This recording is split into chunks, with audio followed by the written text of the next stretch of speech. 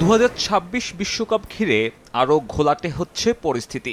বাংলাদেশকে আনুষ্ঠানিকভাবে সরিয়ে দেওয়ার পর আইসিসিকে একহাত নিল পাকিস্তান ক্রিকেট বোর্ড। আমরা বাংলাদেশের পাশে আছি এবং অবশ্যই তাদের বিশ্বকাপ খেলতে দিতে হবে। ক্রিকেটের বড় স্টেক হোল্ডার তারা, এবং এমন অন্যায় মেনে নেওয়া হবে না।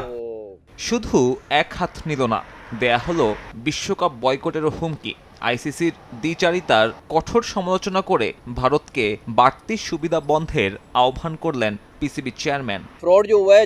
আমি আইসিসির সভায় বলেছি, বাংলাদেশের সঙ্গে অন্যায় হয়েছে। আপনি দ্বিচারিতা করতে পারেন না, যেখানে একটা দেশকে যা খুশি করতে দিবেন আর অন্য দেশের বেলায় একেবারে উল্টোটা। বিশ্বকাপ শুরুর কয়েকদিন বাকি থাকায় তাই স্বাভাবিকভাবেই প্রশ্ন উঠছে, কবে নাগাদ নিজেদের চূড়ান্ত সিদ্ধান্ত নেবে পাকিস্তান। চূড়ান্ত সিদ্ধান্ত হতে পারে বিশ্বকাপ বয়কটও। তাতে বাংলাদেশের মতো পাকিস্তানকেও সরিয়ে যদি নেওয়া হয় অন্য কোনো দল, তাতেও আপত্তি নেই পাকিস্তানের। বরং বিশ্বকাপ না খেললে বিকল্প পরিকল্পনাও ঠিক করে রেখেছে পিসিবি।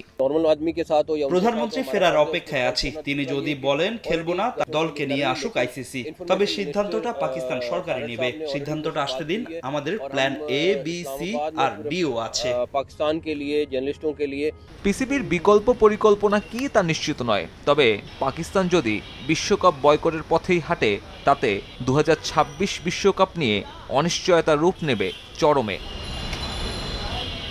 সাব্বির মিথুন, সময় সংবাদ।